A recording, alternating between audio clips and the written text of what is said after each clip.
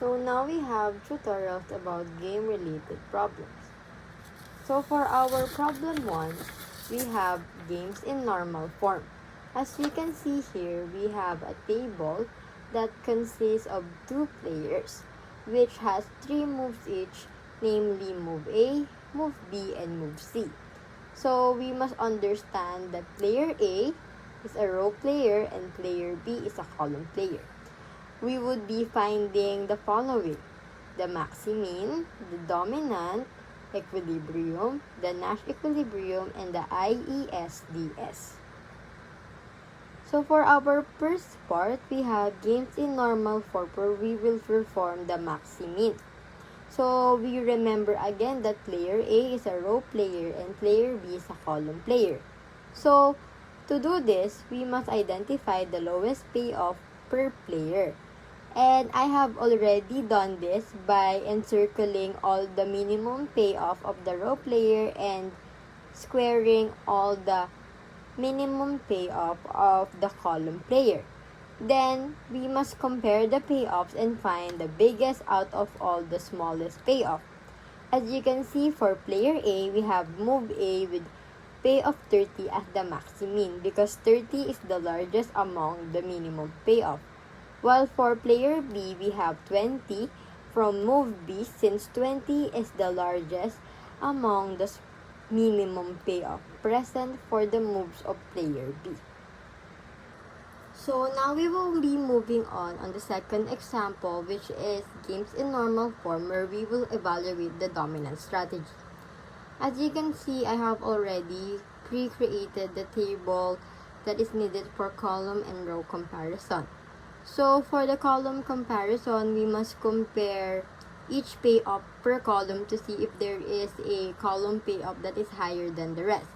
As you can see and observe here, here, and here, there is no column that dominates each and every move. So there is no dominant player in player B. So there is no dominant strategy. For the row comparison, we will also compare each payoff per row to see if there is a row payoff higher than the rest. So if we can compare 30, 45, 55 is higher than this row and this row. So for dominant player A, move A dominates move B, and move A also dominates move C. For our third example, we have games in normal form, Nash equilibrium. So for here, I have already created the table where we need to find the maximum payoff for every move of the opposite player. So if we would check the maximum payoff that player A can create for the move A of player B, we can see that 30 is the highest. And this routine repeats for all when we check for the best move we can do for move B from player B and move C for player B again. And we square the best moves that player B can create against the moves of player A. And we can see here that 45 and 35 belongs in one box.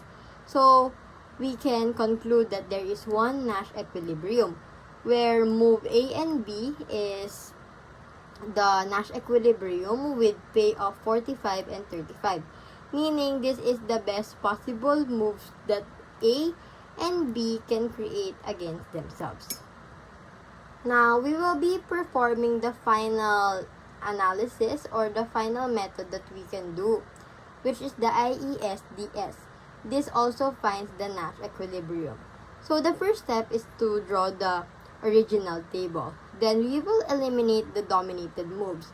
From the previous dominated equilibrium strategy, we understand that in player A,